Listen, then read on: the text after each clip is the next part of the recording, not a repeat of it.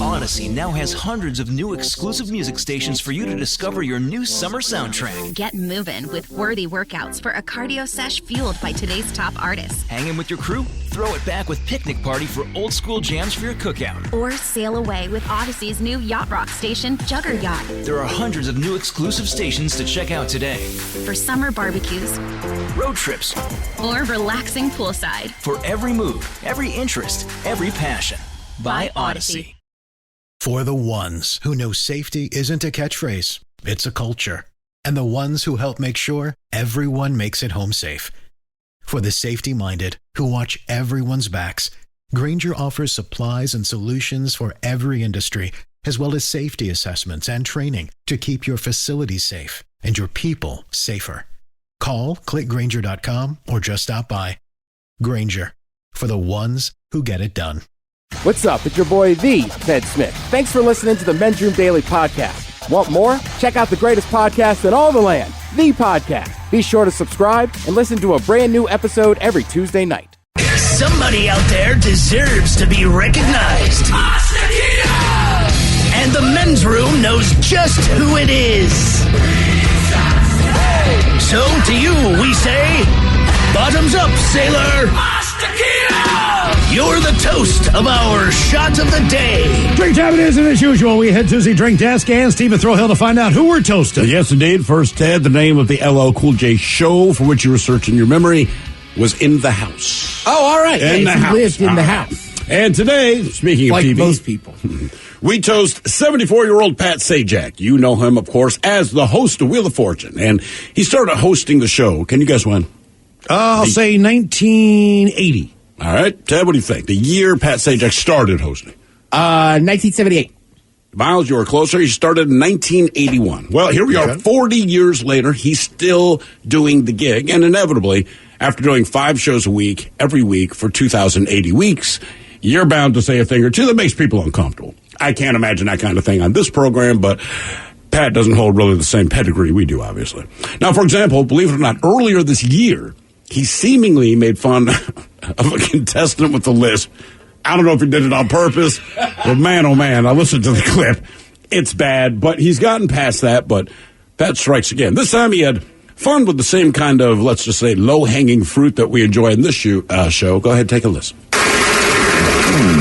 D. She wants a D, and she's going to get one. And you can pick up that wild card. She wants a D, and she's going to get one. Yeah, so people are freaking out about this because they're convinced that he did it on purpose. Yes, now, look, he did. We've all had interactions with Pat Sajak, and based on what I know of him, yes, I believe he did. Fully she did wants that. a D, and she's going to get one. All right. Oh, yeah, it's the reason we're on 7:30. We can make these jokes. Ain't effective me, but... So let's drink to Pat Sajak. You know, the first time I heard it, it didn't sound that crazy. Now it sounds worse. Well, just play the one part.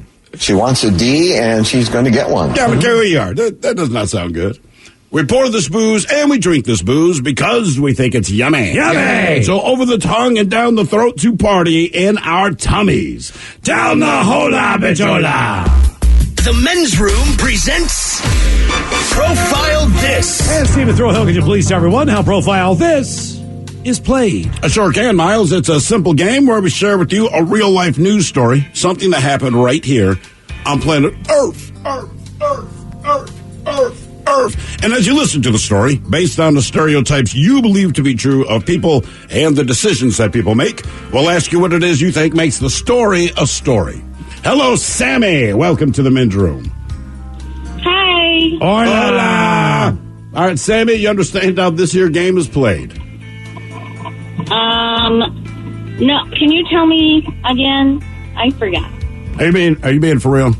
I need to reach through this phone and slap you in the head. So, you have a choice of one of 3 stories, okay? Each one's a different category. So one story will deal with the world of drugs. One story called Bite Me. In other words, we're going to find out what was in someone's food. The last story is in the category of interior decorating. That's where you guess the foreign object that ended up on the inside of someone, okay? So you pick one of these 3 topics. I'm going to read you a story. After I read you the story, I'm going to offer you multiple choice answers. You guess which answer you think is correct. Okay. All right. So which category would you like? The Wonderful World of Drugs, Bite Me, or Interior Decorating? The Wonderful World of Drugs. I like the enthusiasm there, Sammy. All right, this story is absolutely ridiculous, and that's why it happened in Australia, where doctors removed a bag of drugs that was stuck in a man's nose, unbeknownst to him, for 18 years. Doctors said they removed what's known as a nose stone. Now, although stones rarely form inside the nasal cavity, a rhinolith is like a stone formation within the nasal cavity. According to the medical report, quote, despite experiencing persistent symptoms of nasal obstruction and recurrent nasal infections, the drug package was discovered 18 years after insertion following imaging for an unrelated problem. And during a prison visit, the patient's girlfriend had supplied him with a small quantity of drugs. She hid it inside of a rubber balloon. This was 18 years ago. Well, the guy, who's now 48 years old, he slipped a package of drugs into his right nostril, which he successfully hid from prison guards. But when he went to retrieve it, he accidentally lodged it deeper. But he assumed that he had unknowingly swallowed it, so he didn't worry about it again. But the drugs stayed there for nearly 2 decades, as it never made it to his throat. Instead, it developed a gray calcified lesion, or the rhinolith, that measured 19 by 11 millimeters. So basically, this thing calcified, turned into a rock. Now, the doctor's team noted that while smugglers generally swallow drug packages to recover later, this new case demonstrates a likely underreported problem going on in prisons. So my question is, he had a bag or a balloon of what kind of drug stuck in his nose for the last 18 years? Was it a bag of cocaine? Was it a bag of methamphetamine?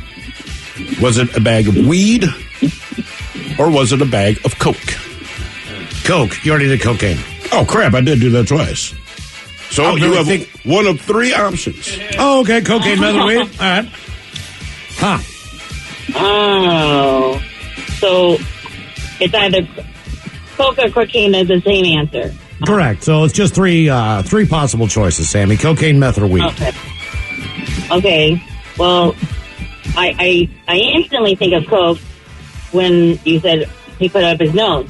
So I'm gonna go with Coke. Finally, I'm gonna go with cocaine. That's not a bad guess.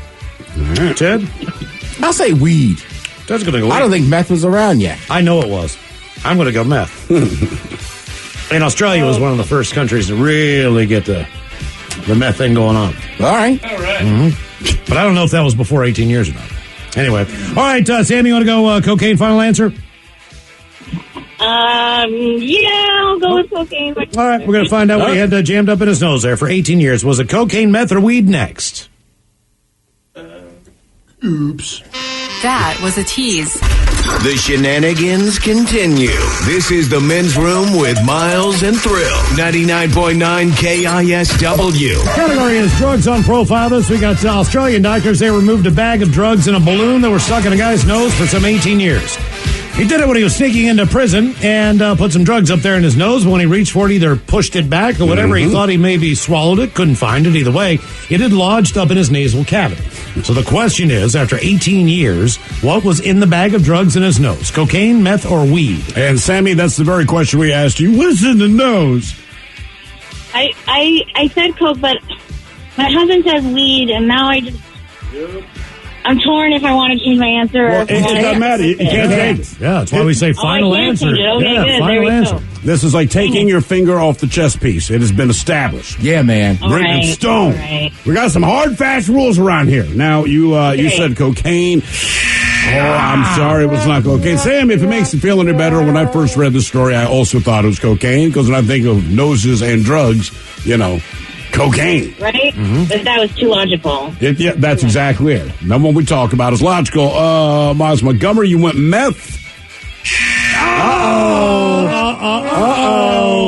Now, Miles, I will tell you this. A lot of people chimed in, wanted to let you know, put your mind at ease, brother. It was not a bad guess, because meth's been holding strong since the early 90s. Everybody was letting us know. So, falls in that window. See there? You know your meth. Right. Ted, you went weed, the final answer? Yes, sir. Yes, sir. Unbelievable. Yeah. Weed. Well, weed's the only drug out of those drugs that you wouldn't be, tearing the place apart to find it.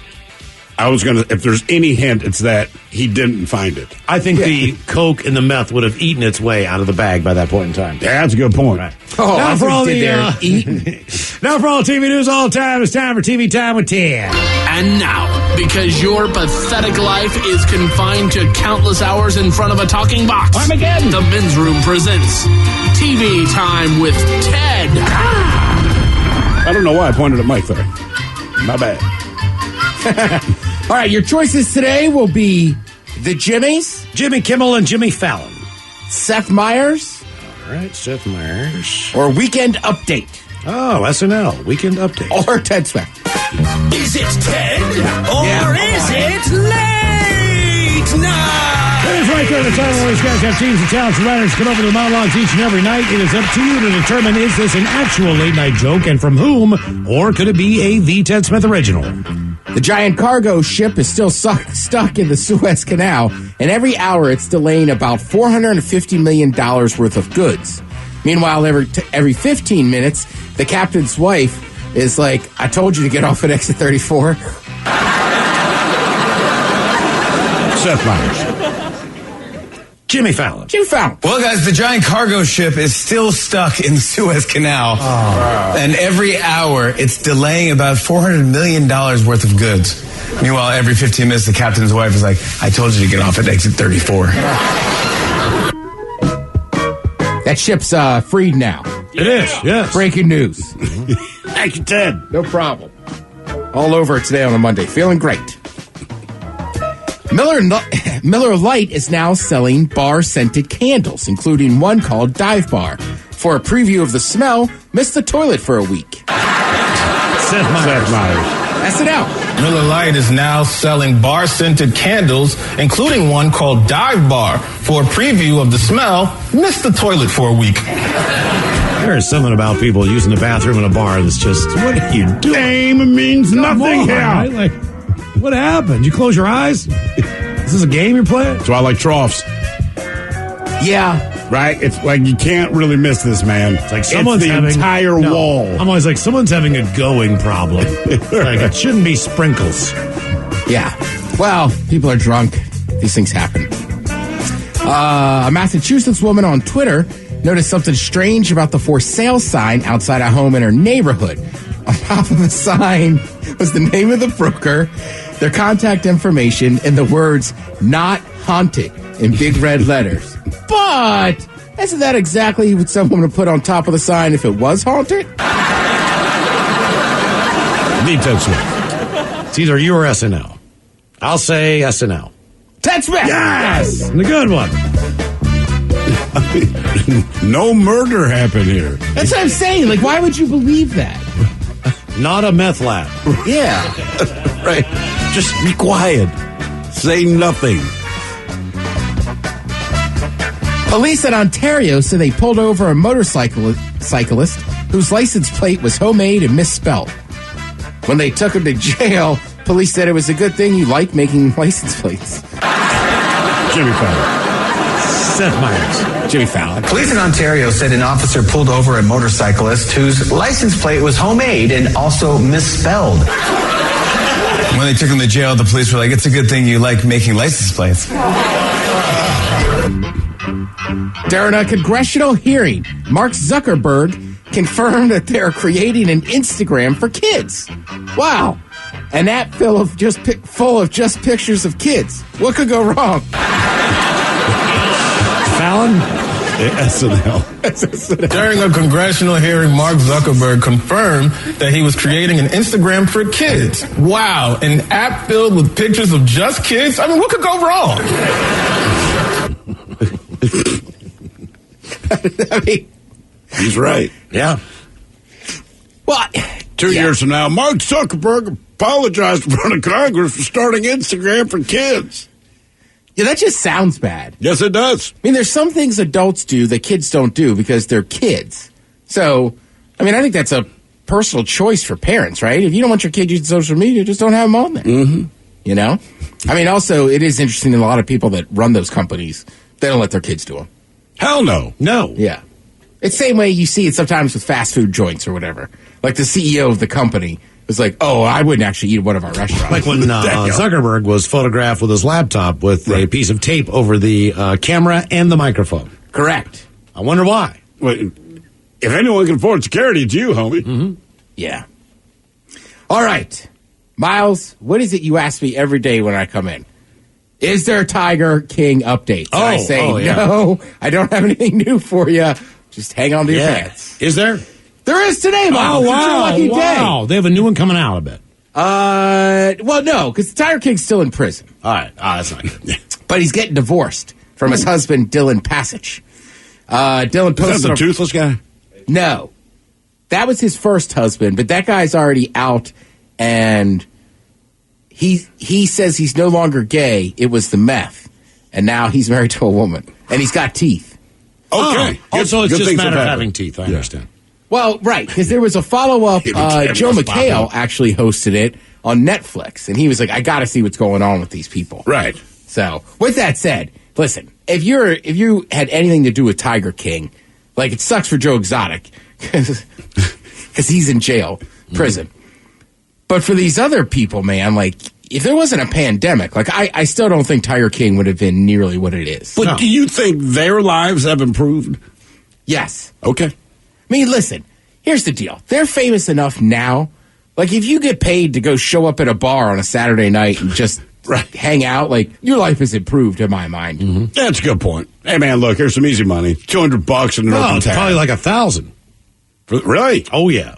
Yeah, it's their a lot. engagement fee is at least $1,000 about. Damn. Yeah, that'd be pretty cool. I wish somebody would pay me to show up and eat chicken wings. Well, what are you doing tonight? The world's Ted's going to Baka Bak, and I'm going to watch him eat chicken wings. Really? He's not going to talk to us or anything. No, it's just heard he's going there. The salt and vinegar ones are delicious. We're going to do that. Anyhow, well, Dylan. So that was the first husband. So Dylan's the second guy, which also is kind of weird. Because the first guy is now like, well, I'm not gay. I was just doing that for meth, right?